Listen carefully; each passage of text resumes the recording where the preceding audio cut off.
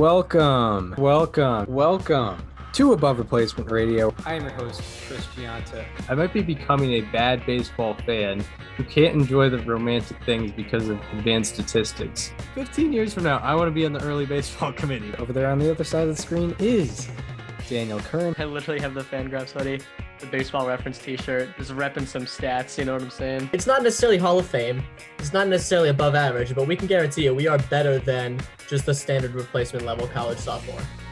And welcome to Above Replacement Radio. We're talking baseball kind of whenever. I'm your host, Chris Gianta. Over there to my actual left, as you cannot see on YouTube, unfortunately, is Daniel Curran. How you doing, Daniel? Chris, I am doing well today. Today's show is going to be a little different than most. It's going to be a bittersweet one for us because it is our last time recording from the Springfield College campus. It's been, not all 244 episodes have been recorded on campus, but this show started in the October 1st of our freshman year.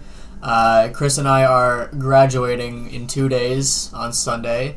The pod will still go on, but we will not be on campus after this episode. Yeah, it's definitely bittersweet, but, all episodes we've been, we've been in Springfield College, at part of students, even, during summer, getting ready for the next year. So yeah, it's definitely an end of the chapter, and without Springfield College, we wouldn't be doing the show. We wouldn't have known each other, wouldn't have been in the same major, wouldn't have connected in any way. So yeah, we're gonna, after we get into the player analysis, we'll talk about some of our favorite memories from recording on campus and just things going on, because it's an end of a chapter of Above Replacement Radio, but there are more chapters to be had here. So we'll start off with our players to highlight for good and bad reasons. We'll start with the good for our Friday, May 12th, 2023 edition of... How about that? Who do you have for us today? So for my How About That, the last one at Springfield, I am looking at Mitch Keller of the Pittsburgh Pirates. I believe they crossed the team off the list. I don't know if we're a Pirate or not. It doesn't really matter. But over his last 4 starts, Mitch Keller has a 1.73 ERA and a 1.50 FIP. His 1.2 FWAR over the span ranks 4th among all Major League qualifiers, and his 26.5% K to walk ratio, K rate minus walk rate, ranks 7th highest. In 2023, his average exit velocity has dropped from 87.9 miles per hour to 86 miles per hour. That's almost a 2 mile an hour drop. It's pretty significant. His hard hit rate has dropped from 37.3% to 27.3%. That's a 10% drop, pretty significant. His K rate has risen from 20.1% to 27.6%.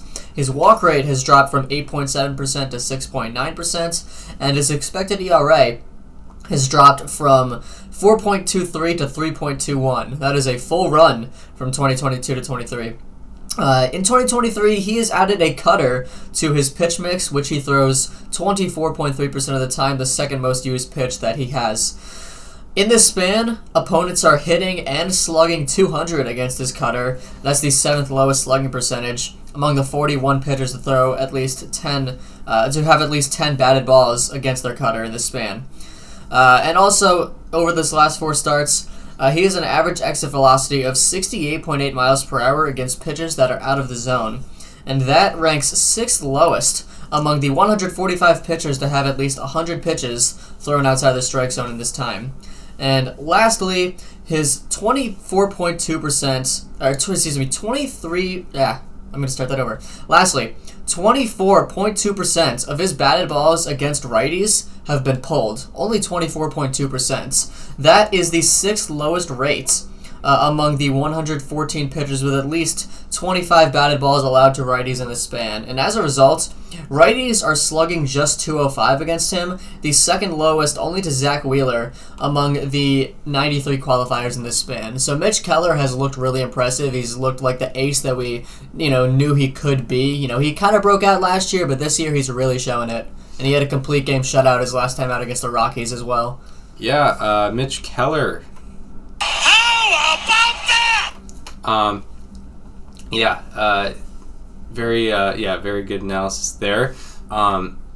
We had done it. We had actually done a Pirate before with Connor Joe, but it is harder and harder to cross teams off the list as we get. It's not my priority at this point. Yeah, no, we're still only a quarter of the way through the season here. Yeah. My how about that is also not crossing a team off the list. It's actually the team that I did last week, but it's a hitter this time, and this guy seems to be having a very unique season. I'm talking about Lamont Wade Jr. of the Giants. In 132 plate appearances this year, he is hitting .260 with a .431 on-base percentage, .951 OPS, 165 weighted runs created plus, and a 19.7% walk rate. Out of 173 qualifiers in 2023, his on-base percentage ranks 3rd, OPS ranks 9th, weighted runs created plus ranks 7th, and walk rate ranks 3rd. And also, out of 274 hitters with 50-plus batted balls this year, his expected WOBA ranks 7th. From 2022 to 2023, Lamont Wade Jr.'s chase rate has gone from 23.7% to 15.4%, and out of 78 hitters to see 300-plus pitches out of the zone this year, his chase rate is second lowest.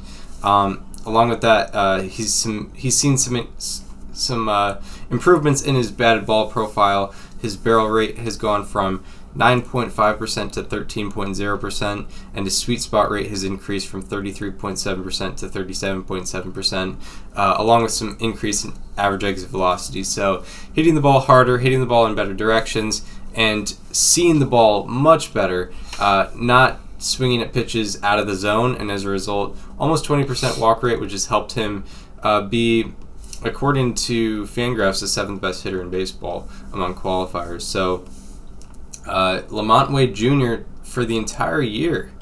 How about that? Yeah, you could have even gone span there, and he had the second highest weighted runs created plus or something like that. Yeah. Because he over his last 15 or 20 games, he has an 1100 OPS, 1100 something OPS, but he's been doing it all year for sure. Now we go from the highs to the lows. We're talking players or subjects that have been underperforming with our Friday, May 12, 2023 edition of Slightly alarming. Who do you have for us today? So for my slightly alarming, I have someone that probably could have been a how about that earlier. We didn't say him, but I'm talking about my 2020 midseason AL MVP, Brandon Lau, who has had just quite an ugly stretch as of late. Since April 22nd, he is slashing .086, 159, 207 for a 366 OPS and a 3 weighted runs created plus. All of those rank last among the 181 qualifiers, except for his slugging percentage, which is 3rd worst. Don't worry, he still has a better slugging than Miles Straw. You can't have a worse slugging than Miles Straw. His 34.9% strikeout rate also ranks 8th worst in this span. And it was very easy to see what was the problem just by looking at his radial chart, because 33.3% of his batted balls have been above 45 degrees in this span. That is, you're never going to get a hit if it's above 45, almost never. And that is the second highest rate among the 270 hitters with at least 25 batted balls in the span. The only person with a higher rate is Joey Gallo, believe it or not, who's kind of known for doing stuff like that. Yeah. Additionally, 55.6% of his batted balls have been above 33 degrees, and the reason I said 33 is because that is the just outside of the sweet spot threshold. So the ideal spot to hit it is 8 to 32. 55% are north of that threshold. So 55.6% of his balls have been above 33 degrees, that is also the second highest rate. And because of this, his 122 expected batting average over this span is the lowest among 278 qualifiers. And lastly, his 8.3% sweet spot percentage. That's right, an 8.3% sweet spot rate. That is overwhelmingly the worst among the 278 hitters with at least 25 batted balls over the span. So Brandon Lau is just not looking comfortable at the plate. He's not making the right kind of contact. He's striking out a lot. There's just not much that's going right for him right now. Yeah, Brandon Lau. Slightly alarming. So yeah, I also have Brandon Lau. Yeah. And yeah, if you didn't see my surprised face, it's because I am You aware. weren't surprised. I was not surprised Yeah. because I looked at these numbers literally a half hour ago. But have we agreed in 2 straight shows? Like 2 out of 3 or whatever. 2 out of 3 Yeah. on slightly alarming. We haven't doubled up on How About That since Brian Anderson, which is good. Really? Oh yeah. I'm pretty yeah, sure. You're right. On a How About That, yeah. Yeah. Because I know so we also agreed on Brian Reynolds in 2021, and my mind went there. I was like, it's been 2 years. Oh. There's no way. No, okay, but, Brian Anderson makes sense. Yeah, so that was 9 episodes ago at this point. But for Brendan Lau, I did his last 22 games, which his numbers are a little better in that sample, but also it's 22 games, so it's very, very alarming. In his last 22 games, he is hitting 125 with a 455 OPS, and out of 182 qualifiers in this span, his average and on-base percentage are the worst, and his OPS is 5th worst.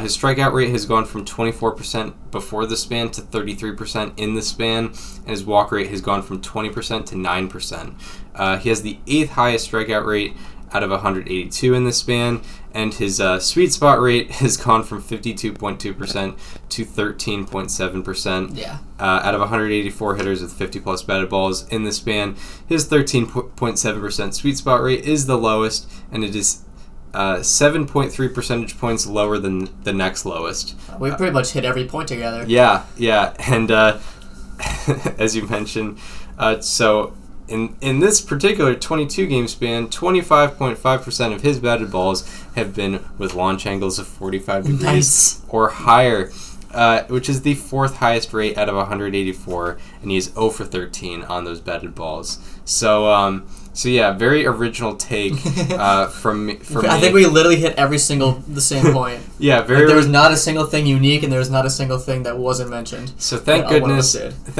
I was able to teach Daniel today about Brendan Lau and his trend of hitting balls of 45 degrees or higher, and also just not having not having a high sweet spot rate in this span. Yeah. Actually, what I didn't put down. So before the span, his barrel rate was like 35%, which is very extreme. It's extreme, but now it's below. In the span, it's below 10%, which is still like league average. Still around league average, but for a fly ball hitter, that's kind of low because Brandon Lau is an extreme fly ball hitter. But yeah. So Brandon Lau from both of us getting a slightly alarming. I feel like we should still do matchups last. Sure. This feels right. Yeah, that fits. That fits. All right. So yeah. So I didn't know how to break down so some of my favorite moments, but mine were very weird in some of the I don't know what our definition is of on campus. Mm-hmm. I was very loose with it. I had three with both of us on campus, 3 with only me on campus because there were some funny ones because I just went back through like our YouTube channel to see like episodes of us. Yeah. And there were some funny ones. So you want us to alternate this year? Yeah. How many do you have? I have 6. Okay, I have 5. So yeah, you just go first. And I have 5 and then an honorable mention. So number 6 was, I believe it was episode 166-ish. And I put down COVID ARR. You were at home, and I was broadcasting. It was probably the only time I've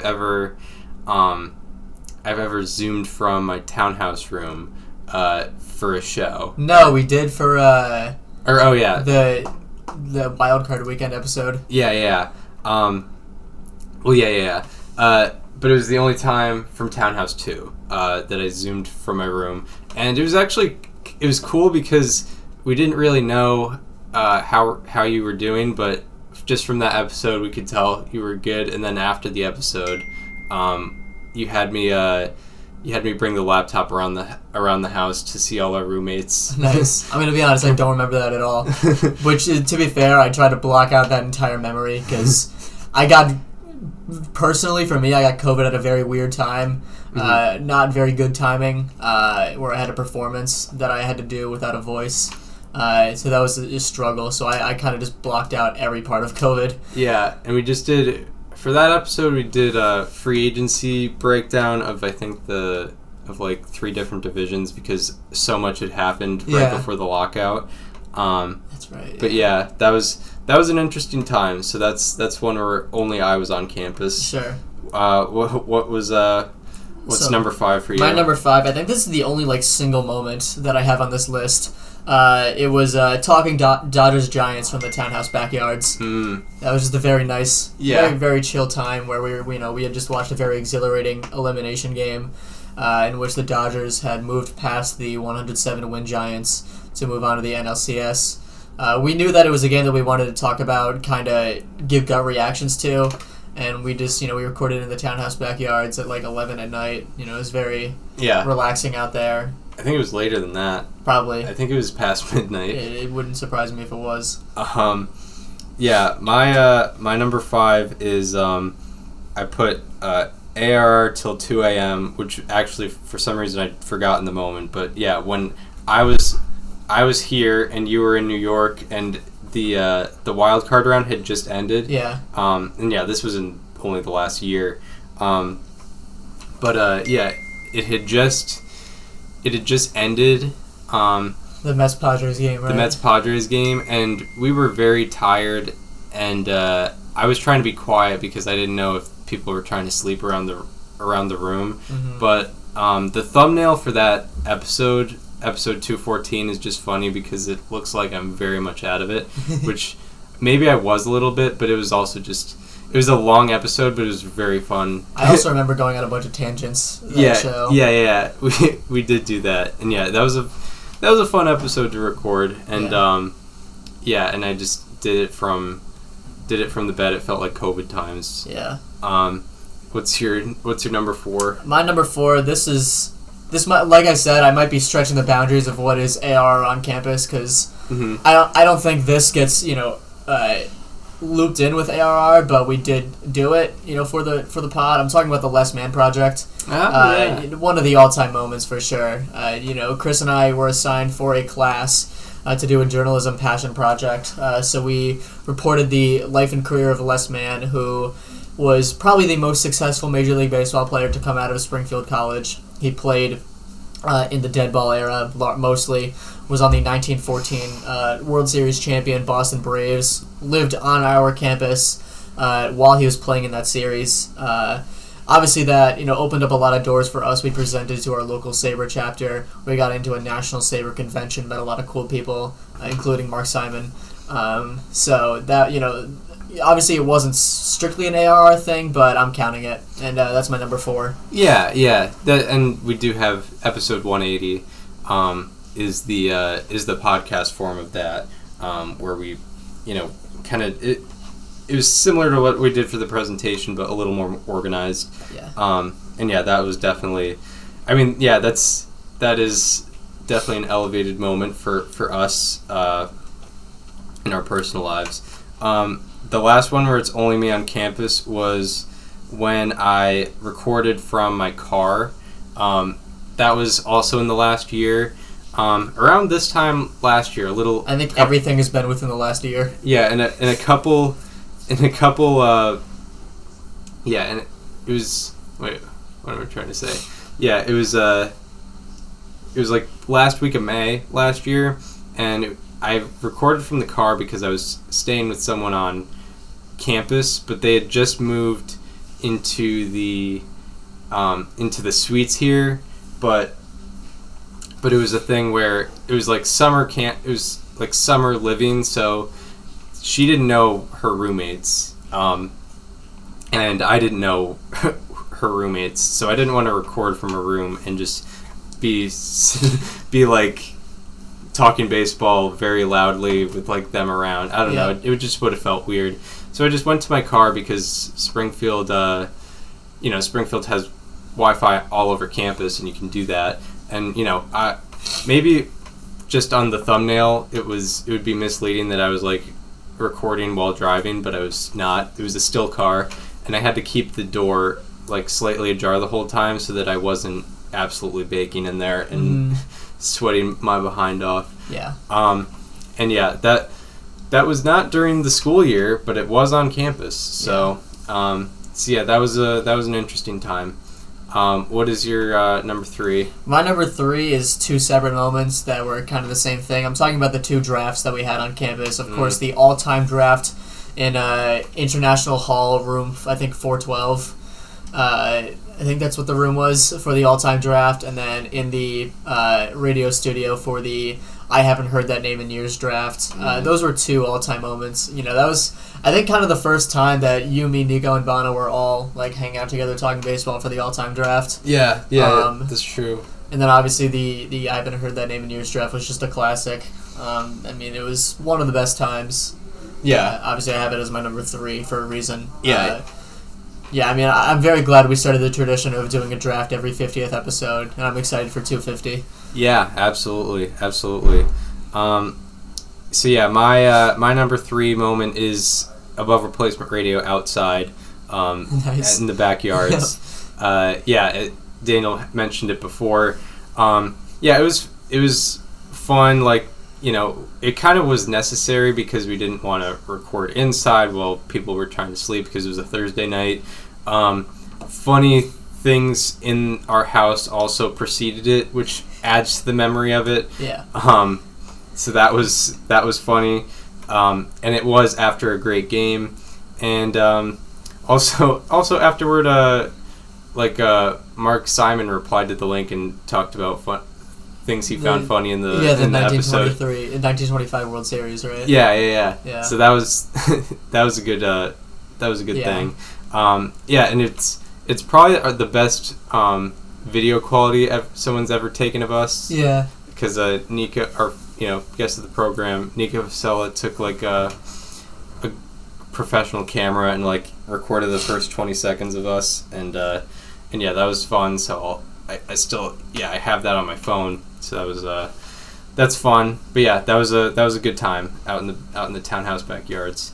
What's your number 2? So my number 2, most of this was not on campus, but some of it was, so I'm just throwing it in there. The entire history series. The history series was legitimately a life-changing experience, I think, for both of us. I certainly would not be where I am in baseball knowledge without it. The idea happened on campus, so that's something. And then obviously the last couple episodes of it were also done on campus. Looking back, I genuinely can't believe we did it. 60 episodes and insane amounts of work. I think we did the final prep sheet where we combined every one, and it was like 650 pages or something like that. Yeah. It was. I mean, we became absolute workhorses for that. 30 episodes each that we all kind of produced ourselves. Each of them being around an hour to 2 hours long. We learned a lot about different teams, different players, different eras too. I think kind of where our dead ball era knowledge sprung up was through the history series and learning about Hannes Wagner, Shoeless Joe Jackson, Walter Johnson, all those people. I'm sure I'm missing some. But I mean, I think I speak for both of us when I say that was a life-changing experience, something that was so valuable not just to the pod, like segments we've done, but just it got us places, I think. Yeah, I think so. We wouldn't have been able to do that Less Man project if we didn't have that history series under our belt. We probably wouldn't have been asked to do that, really. That's also really where our stat head flexing started, I'd say. Yeah, absolutely. It definitely, I'd say one of the better benefits was like it it made it so that doing the Less Man presentation for it wasn't that... It wasn't anything we hadn't done before. It wasn't... It was something that we had done about 30 times each. Yeah, it wasn't crazy difficult. Like, there were aspects that we wanted to make sure we got, multimedia-wise, but... I also go back to reference it. Like, later this month, I'm going on a trip to the Roberto Clemente Museum, and, like, I plan on listening back to the episode before I go. Yeah. Just, like, to add some historical context. Even though that's Even though it was, like, the third episode we did. Yeah, it was one of my least favorite ones, because I think my energy was just off the entire time. It's probably not a fun listening experience, so... Hey, listen, I want to remember the times. Yes. About, how he was quoted in broken English, and how he was adapting to playing over in the U.S., and how he would, like, go into the streets and play with kids. Yeah. Also, I will say with the history series, one of the things that definitely gave purpose during COVID. Absolutely. Like, oh my God, I don't know what we would have done. Yeah, I wasn't really passionate about any video games at the time, which was getting a lot of people through stuff. I wasn't like committed enough to wake up at 4 a.m. to watch KBO games. Right. I did like a couple times, but I was like, I can't do this anymore. Yeah, I did. I watched a ton of like throwback games by my own volition, like not on MLB Network, just on YouTube, like watching like 90s World Series games. Like that was a great experience. Always, and it's evergreen, so go and make sure to check those episodes out. That's definitely a big moment, and yes, a lot of that was produced on campus, researched on campus. The idea came up on campus. Yes. That's the first like pre-townhouse thing I think that either of us has mentioned. Yeah, right. And I'll mention one more. Number 2 is episode 1. Okay. Because we hadn't really the idea of us doing this kind of sprung up kind of as a thing of like, oh well, Chris sort of needs to do something with student media, so we'll start with... I hadn't been doing school newspaper yet. I wasn't doing TV, so I was like, yeah, I would like to do like a radio show. I just don't have a partner yet. And I think you were like, yeah, well, I know you seem like a baseball guy. We could do a baseball show. And I was like, yeah, absolutely, that sounds good. And I'd gone to the radio studio to do like the training, but it was like 3 weeks prior, so I forgot a lot of things.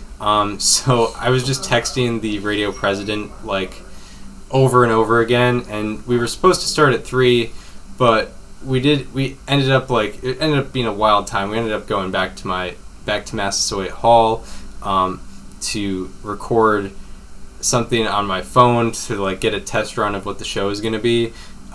And then immediately we got a text from the radio president who had like just woken up from a nap, and we found out how to get the key to the studio, found out how to have audio, and yeah, there's no evidence of episode 1 ever happening. No. But and I'm almost glad it was, or maybe not that show. No. I wish that show was out there. Yeah, 2 through 30 I'm fine with not having. Yeah. But episode 1 was good, and yeah, we were able to see like, okay, we can do this together. We're gonna be able to do this.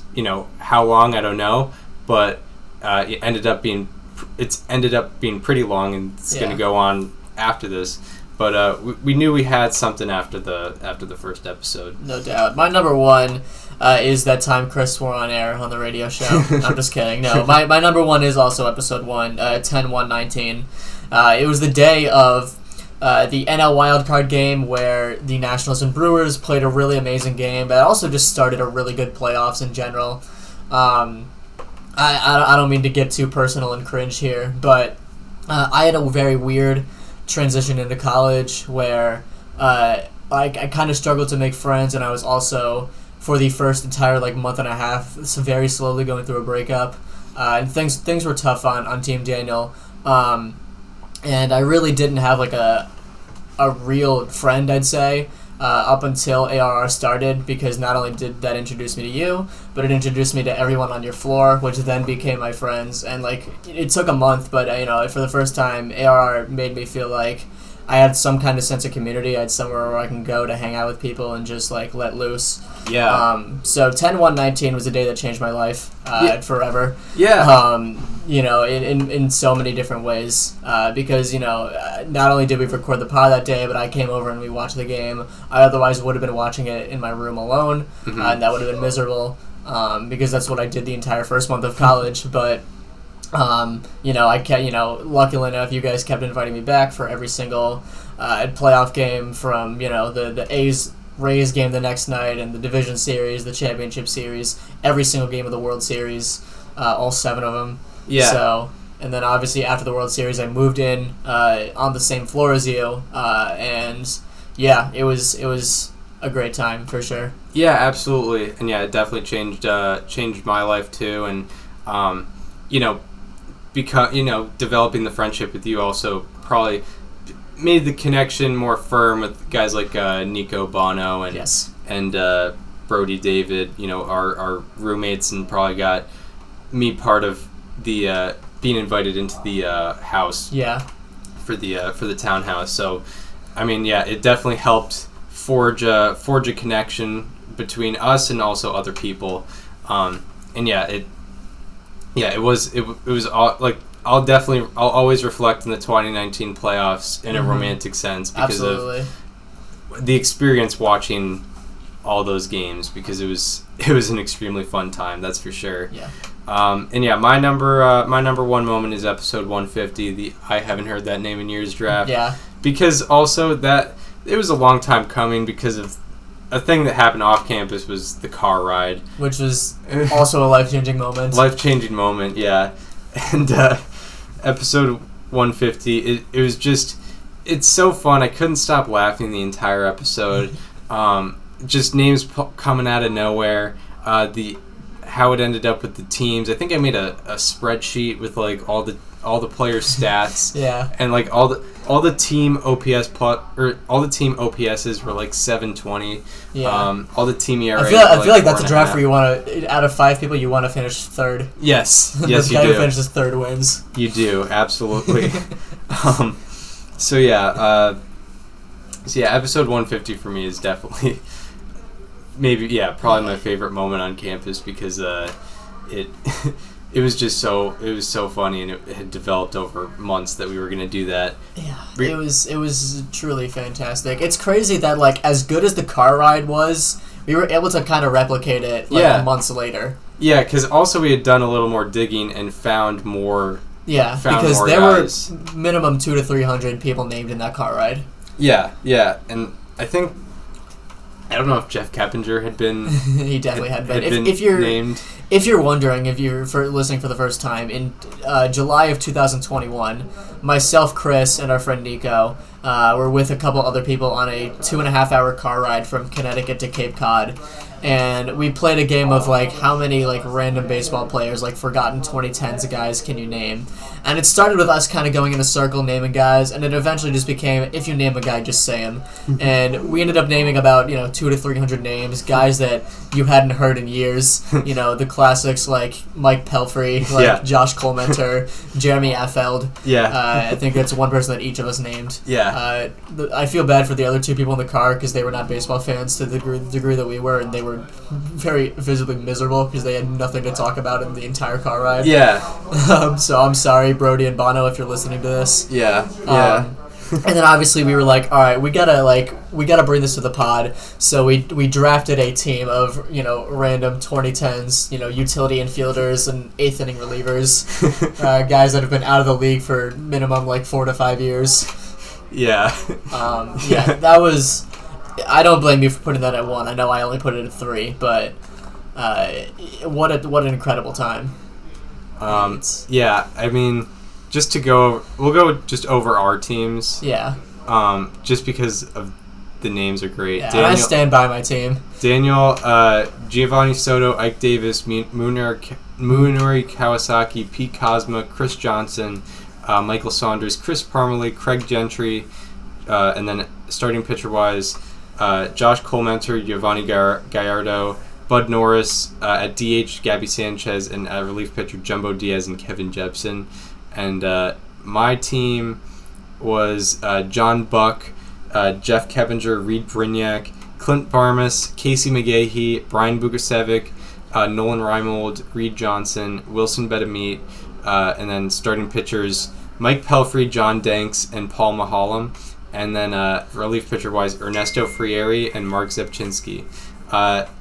It's funny to draft a team like that, and I love it. Yeah, I mean, no other pod was doing that, it felt like. Yeah. What an incredible time, genuinely. Yes. The all-time draft was good, too, I think. Especially for, that was, like I mentioned, it was kind of the first time that the two of us, Nico and Bono, were all in the same room talking baseball. Yeah. It was a really fun time. We had some good laughs that day. The Dan Brothers moment was moment was iconic. Me stealing Nap Lajoie from Bono was incredible. You talking about, you hyping up, Pete Alexander. Yeah. And everyone being like, who the hell is that? Some good times were shared. My honorable mention, it's multiple things, but it's kind of just all the guest interviews that we had on campus. Shout out to Zach Demko, Corey Barassa, Nico Fasella, Bono Siddhartha, Rob Dickey, Kyle Belanger, Amy Crawford, Chris Rose, Mark Simon, and Foolish Baseball. I think that's all of them. Did you mention Chris Rose? I did. Yes. Yeah, I think that's on campus. There are more that we had, but those are the ones on campus. Yeah, the ones we conducted. Actually, weren't you technically in Springfield when we interviewed Sarah Langs? I was in Springfield. I technically wasn't on campus. We'll count it. Yeah, I was 2 minutes from shout campus. Shout out to Sarah Langs as well. Yes, shout out to Sarah Langs for sure. Yeah. One of the best ones we've done. All right. Those were definitely in my honorable mentions too. All right, now we get into preview of the weekend ahead. I'll be looking at series to watch. Daniel will be looking at the day-by-day matchups. First series to look at, Yankees-Rays at Yankee Stadium. Rays are cooking. Yankees, I mean, they're doing all right. They're 3 games above 500. They're doing okay. They get hyped up that they're in last place, but in the AL East, that doesn't really mean anything. Yeah. Another series to watch is the battle for Alex Anthopoulos. It is Blue Jays Braves. The winner gets to have Alex Anthopoulos. So that's going to be a really big matchup there. Yeah, I mean, for the Blue Jays especially. And if the Braves lose him, at least they already have all the contracts he signed. Yes, that's true. That is very true. And if the Blue Jays win, I'm excited for the Vlad Guerrero junior contract of $120 million. Yes. That's going to be pretty sick. And then the series to watch for me is Dodgers-Padres. The Dodgers won this series last weekend. The Dodgers are kind of rolling right now. They're starting to get into their groove right now. Padres haven't quite gotten into their groove. They're going to have to go into Chavez Ravine and try to gain ground on the Dodgers because they're 4 games behind them right now. So we will see how that series transpires, and you should get the Dodgers now because I feel like every single June or July night you're just watching the Dodgers pound on a team at Chavez Ravine 10-2. I feel like that's every June and July night is just that's just what's happening. I remember that Molly Knight tweet from last year when the Yankees were 40-15 and the Dodgers were, only 10 games over 500 or something, and she was like, the Dodgers just aren't doing it this year like they normally do. I'm just not feeling it from this team. And then they won 111 games. Yeah. Yeah, so you're absolutely right in that. I will quickly go through matchups because we kind of got to get out of here. Tonight, you have Graham Ashcraft versus Yuri Perez in Miami. Yuri Perez, in my opinion, is the top pitching prospect in baseball. I know a lot of people like to say guys like, Andrew Painter, guys like Grayson Rodriguez. Yuri Perez is just turned 20 years old. He just turned 20 in April. Mm-hmm. He is a year younger than Paul Skeens. If you don't know who Paul Skeens is, he's going to be taken probably 2nd overall in the draft in a month plus. Mm-hmm. Which is, people used to make the jokes of just wait till Juan Soto gets to Adley Rutschman's age. Yeah. Just wait until Yuri Perez, who's going to be making his big league debut tonight, gets to Paul Skeens' age, who is not in an organization yet. Yeah. So that's going to be really fun. Mackenzie Gore is pitching tonight for the Nationals against the Mets. Garrett Cole is pitching for the Yankees against the Rays. Spencer Strider is pitching for the Yankees against the Blue Jays. Tyler Anderson is pitching for the Angels against the Guardians. James Paxton versus Adam Wainwright. That's a fun matchup. Yeah. We should go watch that. Anyway, Sonny Gray will be facing the Cubs for the Twins in Minnesota. And matchup of the night comes from Dodgers Padres. It's Blake Snell versus Dustin May. Blake Snell kind of on a hot streak. He's pitched through 6 innings in each of his last 2 starts. Wow. Yeah. You got a pretty cool matchup in Rays-Yankees on Saturday. Shane McClanahan versus Nestor Cortez. Bryce Miller will be facing the Tigers for the Mariners. He's been awesome in his first 2 career starts. Nick Lodolo and Sandy Alcantara will be facing each other in Reds-Marlins. Lodolo has struggled lately, as has Alcantara, but both of them are very talented pitchers. Hayden Wesneski and Joe Ryan will face each other in Cubs-Twins. Jose Barrios and Bryce Elder will face each other in Braves-Blue Jays. Chris Sale will face the Cardinals for the Red Sox at Fenway. Reed Detmers will face the Guardians for the Angels. Roansy Contreras will face the Orioles for the Pirates. That's pretty fun. Dylan Cease will face the Astros for the White Sox. Zach Gallen will face the Giants for the Diamondbacks. Ranger Suarez will be coming off the IL, I think. Has he pitched yet this year? I don't think he has. He'll be facing the Rockies for the Phillies at Coors. And match of the night, once again, comes from Padres-Dodgers. It's Joe Musgrove versus Julio Urias. And then on Sunday, Chris and I will be graduating. But more importantly, Patrick Sandoval and Tanner Bybee will face each other in Angels Guardians. Yes. That'll be on Peacock. That's going to be fun. How about that? Mitch Keller will be facing the Orioles for the Pirates on Sunday. Zach Eflin and Clark Schmidt will face each other in Rays-Yankees. Clark Schmidt, I believe, has a 3 ERA in his last 4 starts, so that's pretty good. Logan Gilbert will face the Tigers for the Mariners in Detroit. Marcus Stroman will face the Twins for the Cubs. Hunter Brown and Lucas Giolito will face each other in Astros-White Sox. Aaron Nola will face the Rockies for the Phillies. Andrew Heaney will face the A's for the Rangers. And you know what? I'm gonna say it. Matchup of the night comes from, or matchup of the afternoon comes from Giants Diamondbacks. I know he hasn't looked great in his first couple starts, but I'm going Logan Webb versus Brandon Fod. Yeah. I'm doing it. Yeah, you got Fod came up as a top 100 prospect. Webb obviously has developed quite the resume even in just the last 2 years. Already has an extension. Yes, already has an extension. And yeah, big part of the Giants rotation. And yeah, that does it for this installment of Above Replacement Radio. I guess, yeah, we should probably, in our last episode here on Springfield College campus, give a special thank you to some of the people who have made this possible. Kyle Belanger, probably most of all for Springfield College people. Mm-hmm. He's kind of the audio guy, audio journalism guy from Springfield College, and has always been extremely encouraging and also helpful with how to produce the show, hosting, all that stuff. He also trusted us enough to go into the Worcester Red Sox clubhouse to interview guys like Tristan Casas and Connor Wong, myself, and Jamer Candelario as well. That happened because of the podcast.